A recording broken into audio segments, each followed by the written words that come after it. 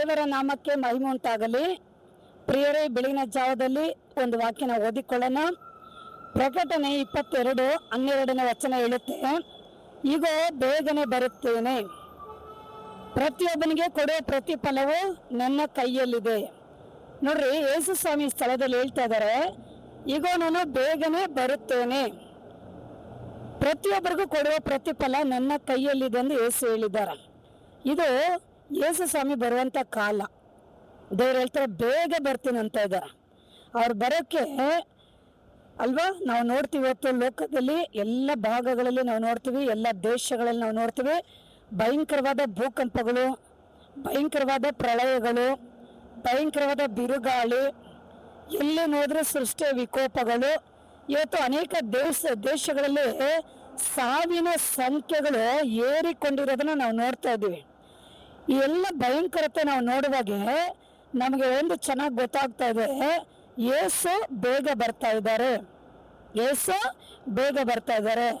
ಅದಕ್ಕೆ ಅವ್ರು ಹೇಳ್ತಾರೆ, ದೇವ್ರ ವಾಕ್ಯನ ಹೇಳ್ತಂದ್ರೆ, ಪಾಪ ಮಾಡೋನು ಇನ್ನೂ ಪಾಪ ಮಾಡಲಿ, ಅನೀತಿವಂತನು ಇನ್ನೂ ಅನೀತಿಯಾಗಿರಲಿ, ಅನ್ಯಾಯ ಮಾಡೋನು ಇನ್ನೂ ಅನ್ಯಾಯ ಮಾಡಲಿ, ಪಾಪ ಮಾಡೋನು ಇನ್ನೂ ಪಾಪ ಮಾಡಲಿ ಎಂದು ಹೇಳ್ತಾ ಇದ್ದಾರೆ. ಇವತ್ತು ಲೋಕದಲ್ಲಿ ಈ ಕಾರ್ಯಗಳು ನಡೆಯೋಕ್ಕೆ ಕಾರಣ ಏನಂದರೆ ಪಾಪ. ದೇಶದ ಜನರು ಎಲ್ಲ ಕಡೆಗಳಲ್ಲಿ ಹೆಚ್ಚು ಪಾಪ ನಡೆಯೋದ್ರಿಂದಲೇ ದೇವರ ಕೋಪದ ಮೂಲಕವಾಗಿ ಈ ದೇಶಗಳಲ್ಲಿ ನಾವು ಇವತ್ತು ಅನಾಹುತ, ಆಪತ್ತು, ವಿಪತ್ತುಗಳನ್ನ ನಾವು ನೋಡ್ತಾ ಇದ್ದೀವಿ. ಮೋಶ ಕಾಲದಲ್ಲಿ ಇಸ್ರಾಯೇಲ್ ಜನರಿಗೆ ಮೋಶ ಹೇಳ್ತಾ ಇದ್ದ, ನೀವು ದೇವರ ಕಟ್ಟಳೆಗಳನ್ನು ಕೈಗೊಂಡರೆ ನಿಮ್ಮ ಮೇಲೆ ಆಶೀರ್ವಾದಗಳು ಬರುತ್ತೆ, ದೇವರ ಕಟ್ಟಳೆಗಳನ್ನ ನೀವು ಮೀರಿ ನಡೆದರೆ ನಿಮ್ಮ ಮೇಲೆ ದೇವರ ಕೇಡುಗಳನ್ನು ಸುರಿಸುತ್ತಾನೆ ಎಂದು ಮೋಶ ಹೇಳಿದ್ರು. ಆದರೆ ಇಸ್ರಾಯೇಲ್ ಜನಗಳು ದೇವರ ಕಟ್ಟಳೆಗಳನ್ನ ಮೀರಿ ದೇವರಿಗೆ ವಿರೋಧವಾಗಿ ಪಾಪ ಮಾಡುವಾಗ ದೇವರು ಆಪತ್ತುಗಳನ್ನ, ಕೇಡುಗಳನ್ನ ಇಸ್ರಾಯೇಲ್ ಜನಗಳ ಮೇಲೆ ದೇವರು ಸುರಿಸುವಾಗ ಅದರಲ್ಲಿ ಎಷ್ಟೋ ಲಕ್ಷಾಂತರ ಜನಗಳು ಬಲಿಯಾಗಿ ಹೋದ್ರು. ಇವತ್ತು ನೋಡೋಗೆ ದೇವರ ಆಜ್ಞೆಗಳು, ದೇವರ ಕಟ್ಟಳೆಗಳನ್ನ ಎಲ್ಲ ಕಡೆಗಳಲ್ಲಿ ದೇವರು ಕಳಿಸ್ತಾ ಇದ್ದಾನೆ.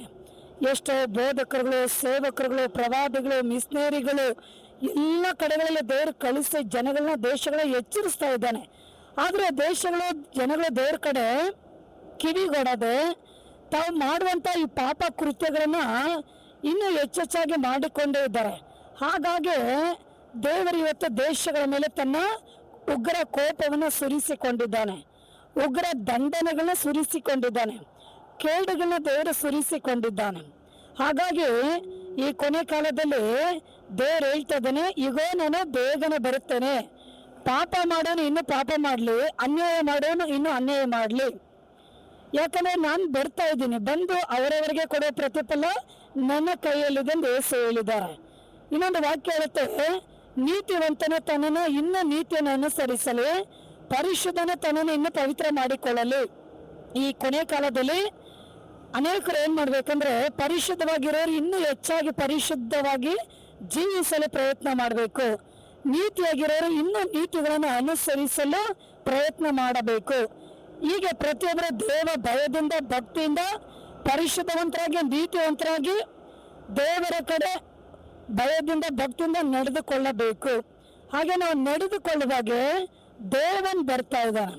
ಬರೋಗೆ ಅವರವರ ನೀತಿ ಕಾರ್ಯ, ಪರಿಶುದ್ಧ ಕಾರ್ಯ, ದೇವರಲ್ಲಿ ಪಟ್ಟ ಪ್ರಯಾಸಗಳು, ಅಂಥವ್ರಿಗೆ ದೇವ್ರ ಪ್ರತಿಫಲ ಕೊಡ್ತಾನೆ. ಮತ್ತೊಂದು ಕಡೆ ಅನ್ಯಾಯ ಮಾಡಿ, ಮೋಸ ಮಾಡಿ, ಪಾಪ ಮಾಡಿದವರು ಅವ್ರಿಗೂ ದೇವರು ಏನು ಮಾಡ್ತಾನೆ, ಒಂದು ಕಡೆ ಪ್ರತಿಫಲ ಕೊಡುತ್ತಾನೆ. ಹಾಗಾಗಿ ನಾವೇನು ಮಾಡ್ಬೇಕಂದ್ರೆ, ಈ ವಾಕ್ಯಗಳನ್ನ ಕೇಳುವಾಗ ದೇವರ ಬರಣ ಬಹಳ ಸಮೀಪವಾಗಿದೆ. ಹಾಗಾಗಿ ಜ್ಞಾನವಂತರಾಗಿ ನಾವಿರಬೇಕು. ಇವತ್ತು ಎಲ್ಲಿ ನೋಡಿದ್ರೆ ತಿನ್ನೋದು, ಕುಡಿಯೋದು, ಮೋಜು ಮಸ್ತಿಗಳಲ್ಲಿ, ಲೋಕದ ಆಸ್ತಿಗಳಲ್ಲಿ, ಆಡಂಬರ, ಸುಖ, ಭೋಗ, ಐಶ್ವರ್ಯ, ಎಲ್ಲಿ ನೋಡಿದ್ರೆ ಈ ಪಾಪಗಳಲ್ಲಿ ಜನರು ಜೀವಿಸಿಕೊಂಡಿದ್ದಾರೆ. ಸೈತಾನ್ ನೋಡ್ರಿ ಎಲ್ಲರನ್ನ ಈ ರೀತಿಯಾಗಿ ಮರಳುಗೊಳಿಸಿ ಲೋಕದ ಕಡೆ, ಪಾಪದ ಕಡೆ ಏನೋ ತಿರುಗಿಸ್ಬಿಟ್ಟಿದ್ದಾನೆ. ಆದರೆ ದೇವನ ಎಚ್ಚರಿಸಿಕೊಂಡೇ ಇದ್ದಾನೆ, ದೇವರ ವಾಕ್ಯದ ಎಚ್ಚರಿಕೆ ಕೊಡ್ತಾನೆ ಇದೆ.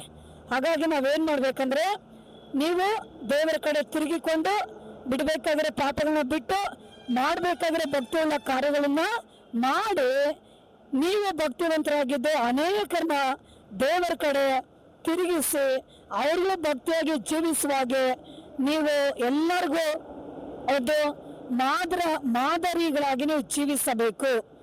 ಆಮೇಲೆ ಅಲ್ಲೆಲ್ಲೂಯ್ಯ.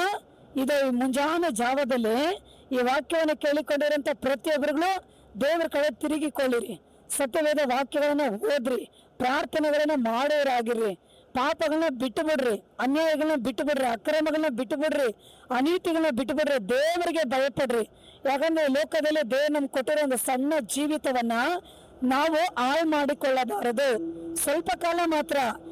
ನಂತರ ಯೇಸು ಬರುವಾಗೆ ಈ ಭೂಮಿ ಏನಾಗುತ್ತಂದ್ರೆ ದೇವರ ವಾಕ್ಯ ಇರುತ್ತೆ, ಭೂಮಿಯ ಆಕಾಶಗಳು ಏನಾಗುತ್ತಂತೆ ಬೆಂಕಿಯಿಂದ ಮಹಾ ಸರ್ವನಾಶ ಉಂಟಾಗುತ್ತೆ ಎಂದು ವೇದ ವಾಕ್ಯಗಳಲ್ಲಿ ಬರೆಯಲ್ಪಟ್ಟಿದೆ.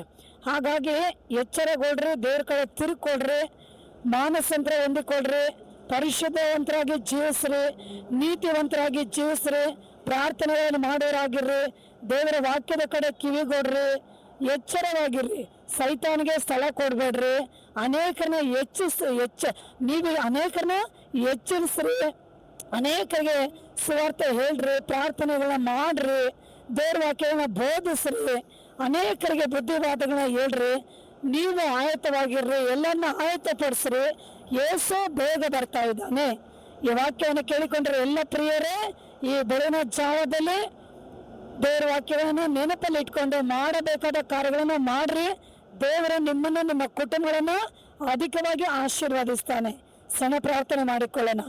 ದೇವ, ಈ ವಾಕ್ಯಗಳನ್ನು ಕೇಳಿಕೊಂಡಿರಂತ ಎಲ್ಲ ಮಕ್ಕಳನ್ನು ನಿನ್ನ ಮುಟ್ಟಿ ಆಶೀರ್ವದಿಸಪ್ಪ. ಎಲ್ಲರೂ ಈ ಅಂತ್ಯಕಾಲದಲ್ಲಿ ನಿನ್ನ ಕಡೆ ತಿರುಗಿಕೊಂಡು ತಮ್ಮನ್ನ ಆಯತಪಡಿಸಿಕೊಂಡು ನಿನ್ನ ಬರಣವನ್ನು ಎದುರು ನೋಡುತ್ತಾ ಪರಿಶುದ್ಧವಂತರಾಗಿ ನೀತಿವಂತರಾಗಿ ಜೀವಿಸುವಾಗೆ ಎಲ್ಲಾರ್ಗೂ ಕೃಪೆ ಕೊಡಬೇಕಾಗಿ ನಾನು ಪ್ರಾರ್ಥನೆ ಮಾಡ್ತಾ ಇದ್ದೀನಿ. ಎಲ್ಲರನ್ನ ಆಶೀರ್ವದಿಸ್ರಿ. ಹಾಗೆ ಮಾಡ್ರಿ, ಯೇಸು ನಾಮದಲ್ಲಿ ತಂದೆ. ಈ ವಾಕ್ಯ ಕೇಳಿಕೊಂಡಿರೋ ಎಲ್ಲ ಪ್ರಿಯರೇ ಲೈಕ್ ಮಾಡಿ, ಶೇರ್ ಮಾಡಿ. God bless you. ಆಮೇನ್.